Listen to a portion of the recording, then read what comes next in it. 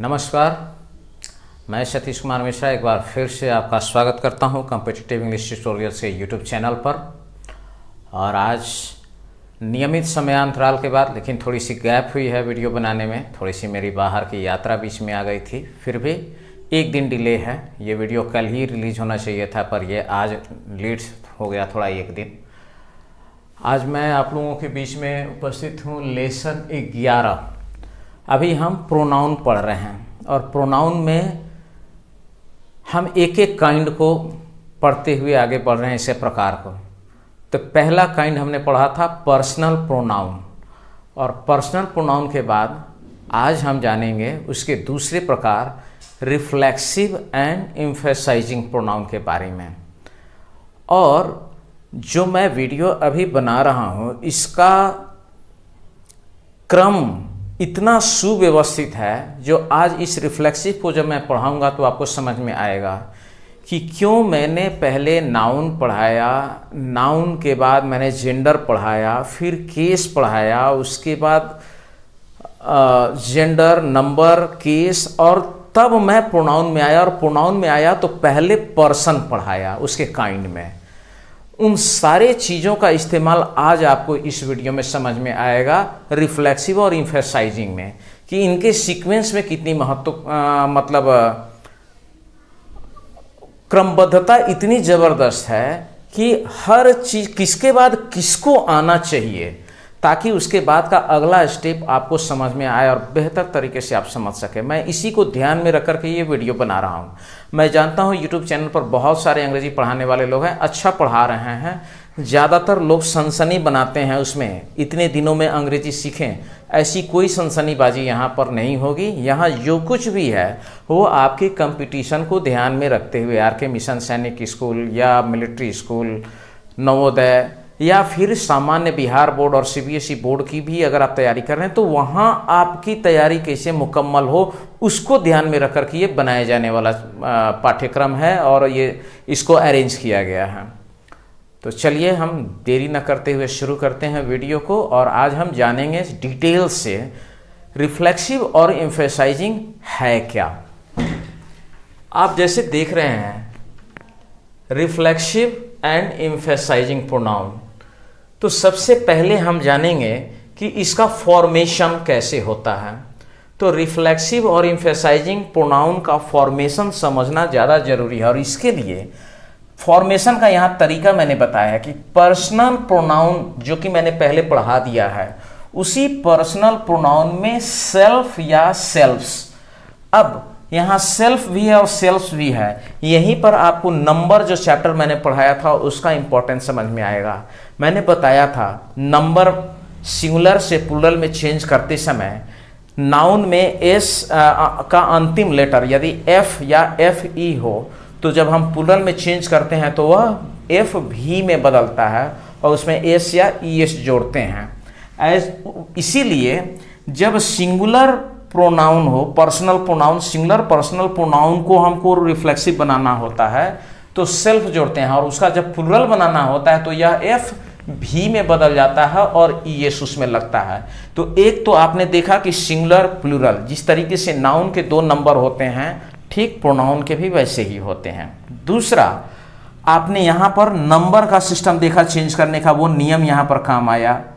तीसरा, जेंडर के अकॉर्डिंगली भी इसमें बनता है। अब हम यहाँ पर देखिए, इसको जैसे पर्सनल प्रोनाउन है, इसमें सेल्फ या सेल्फ जोड़ के इसका फॉर्मेशन करते हैं, तो कौन कौन से पर्सनल प्रोनाउन हम रिफ्लेक्सिव प्रोनाउन बना पाएंगे या एम्फेसाइजिंग, उसको हम पहले देखते हैं। तो अब देखिए, ये पर्सनल प्रोनाउंस हमने लिख दिए हैं। अब ये जो भी लिखा है, ये जो पहला 4 है ये थर्ड पर्सन का है।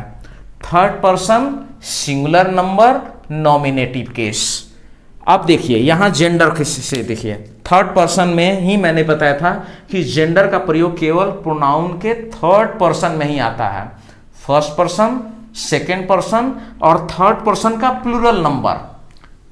फर्स्ट पर्सन का सिंगुलर प्लूरल, सेकेंड पर्सन का सिंगुलर प्लूरल और थर्ड पर्सन का केवल प्लूरल, ये कॉमन जेंडर होता है। सिर्फ थर्ड पर्सन का सिंगुलर नंबर जेंडर अलग अलग होते हैं, मास्कुलिन, फेमिनिन और न्यूटर।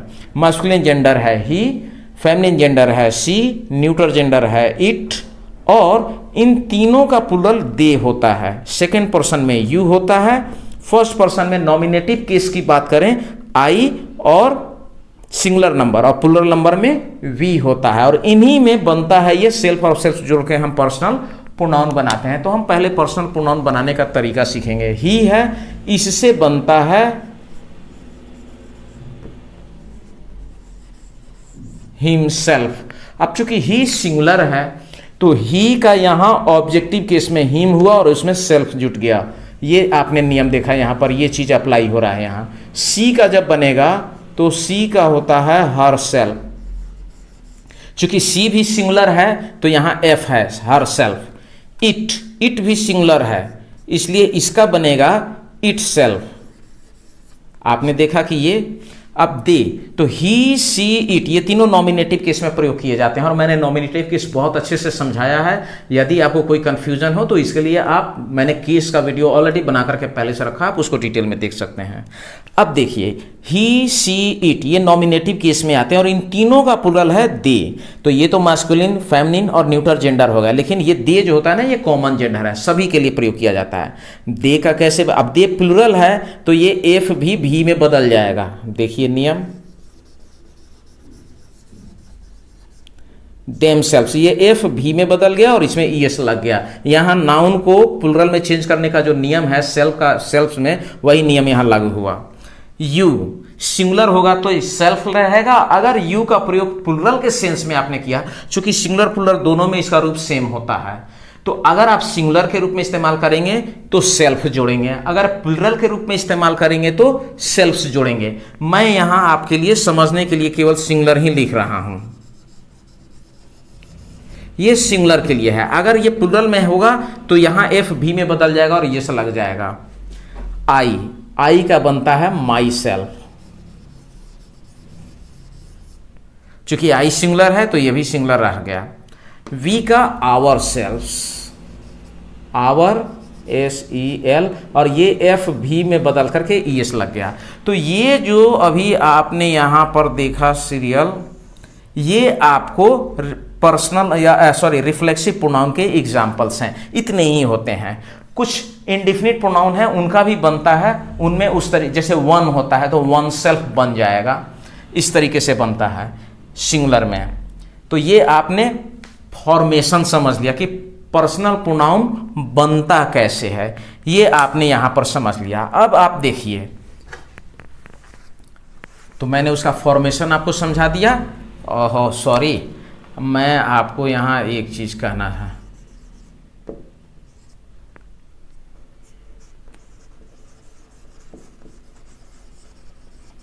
आप इसका एक स्क्रीनशॉट ले लीजिए।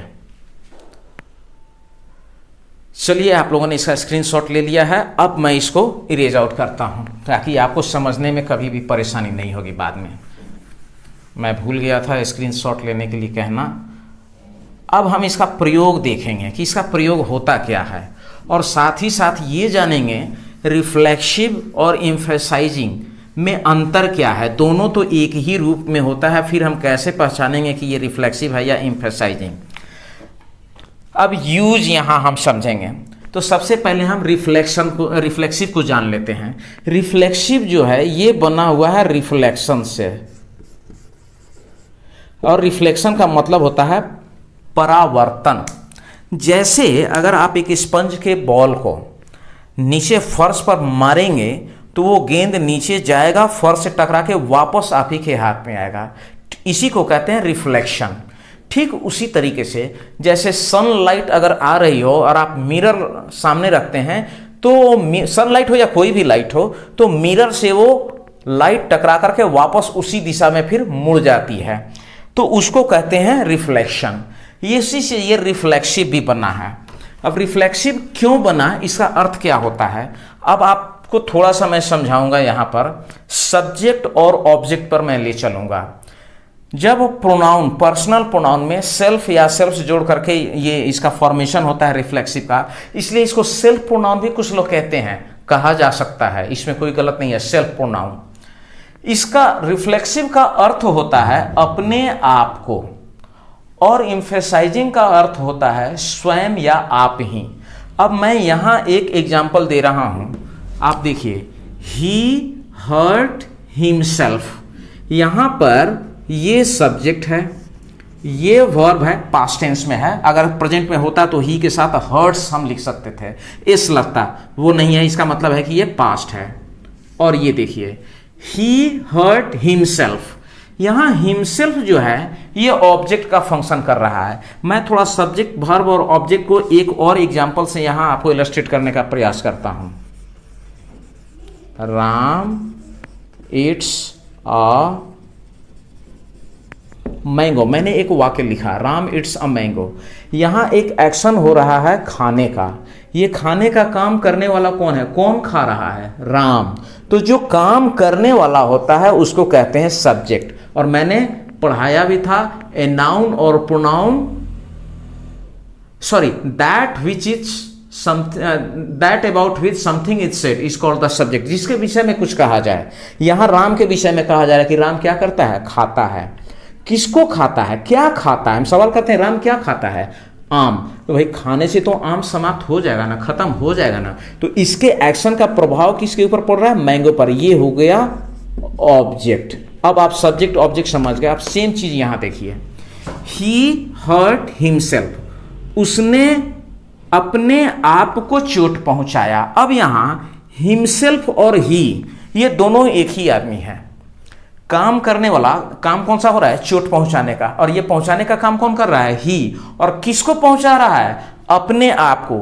यानी ये हिमसेल्फ जो है ये रिप्रेजेंट किसको कर रहा है, तो ही जो एक्शन किया इसका प्रभाव लौट के किसके ऊपर आया, ही के ऊपर ही आ रहा है। ही हर्ट हिमसेल्फ, उसने अपने आप को चोट पहुंचाया।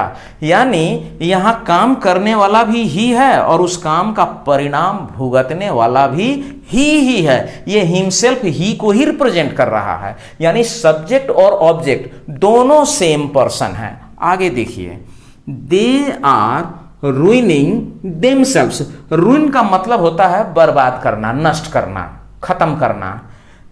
ये यहां पर ये एक वर्ब हो रहा है। इस एक्शन को करने वाले कौन है, दे, सब्जेक्ट है, प्लूरल नंबर है, थर्ड पर्सन। ये किसको बर्बाद कर रहे हैं, अपने आप को।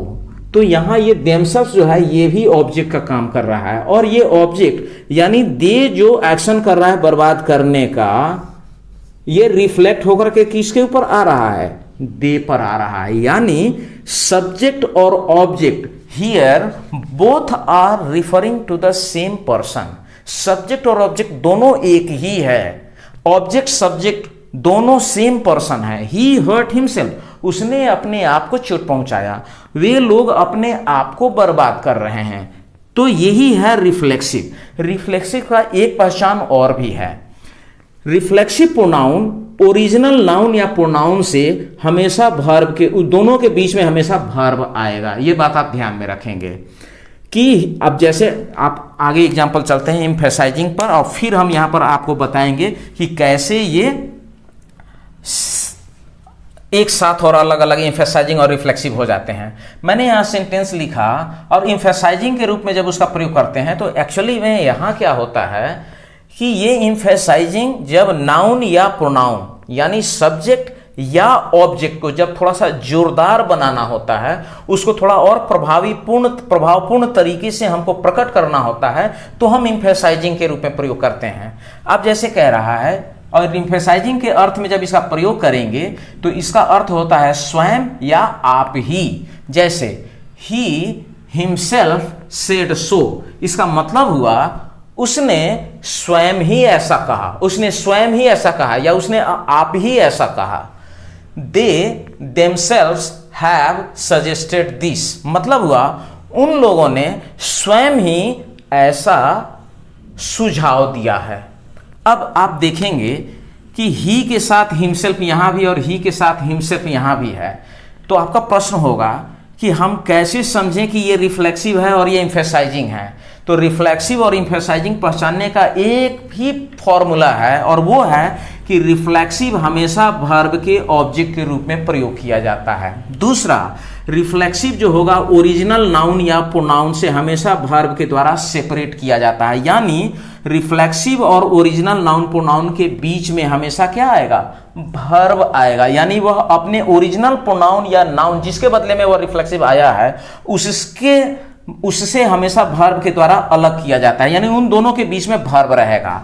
एम्फेसाइजिंग का पहचान ये है कि ये नाउन या प्रोनाउन के साथ ही आएगा। इन दो, अब देखिए ये ओरिजिनल प्रोनाउन ही है और यहाँ हिमसेल्फ, तो ही हिमसेल्फ ये दोनों साथ ही आ रहा है, इसके बीच में कहीं कोई वर्ब नहीं है। दे देमसेल्व्स, यहाँ देमसेल्व्स और दे के बीच में कोई तीसरा वर्ड नहीं है, लेकिन यहाँ हिमसेल्फ और ही के बीच में हर्ट वर्ब है, यहाँ देमसेल्व्स और दे के बीच में आर रूइनिंग ये वर्ब है। तो रिफ्लेक्सिव जो होता है वो ओरिजिनल नाउन प्रोनाउन से वर्ब के द्वारा हमेशा अलग किया हुआ होता है, और एम्फेसाइजिंग जो होता है वो नाउन प्रोनाउन के साथ ही आएगा। यहां सब्जेक्ट को एम्फैटिक बनाना है तो इसके साथ आया, अगर उधर ऑब्जेक्ट को एम्फैटिक बनाना होता तो वो ऑब्जेक्ट के साथ आता, तो ऑब्जेक्ट के साथ जब आएगा तो वो ऑब्जेक्ट को, लेकिन आएगा तो ओरिजिनल नाउन या प्रोनाउन के साथ ही, उन दोनों के बीच में कोई तीसरा वर्ड नहीं आएगा। तो ये तरीका होता है। और सबसे अंत में एक प्रमुख बात, कभी भी रिफ्लेक्सिव या एम्फेसाइजिंग प्रोनाउन का प्रयोग सब्जेक्ट के रूप में नहीं होता है। ये लिखना बिल्कुल गलत है, my self will do it, ये गलत है लिखना, ऐसे नहीं लिखना चाहिए। ये अगर कभी भी आप लिखते हैं तो ये गलत है। हाँ, हम ये लिख सकते हैं I will do it myself या I myself will do it, हम ऐसे लिख सकते हैं एम्फेसाइजिंग बना करके, लेकिन माई सेल्फ को कभी सब्जेक्ट के रूप में प्रयोग नहीं किया जाता है, ऐसा नहीं करेंगे। तो आज के इस एपिसोड में इतना ही। मुझे लगता है कि इससे ज़्यादा करूंगा तो वीडियो लंबा हो जाएगा और इससे रिलेटेड अब कुछ बचा नहीं है, लगभग सब चीज़ है। रिफ्लेक्सिव और एम्फेसाइजिंग में अंतर इतना है कि ये ओरिजिनल नाउन या प्रोनाउन से वर्ब के द्वारा सेपरेट किया हुआ रहता है, यानी इसके और ओरिजिनल नाउन प्रोनाउन के बीच में वर्ब होता है, जबकि एम्फेसाइजिंग हमेशा नाउन प्रोनाउन के साथ ही आएगा, उन दोनों के बीच में कोई तीसरा वर्ड नहीं होता है।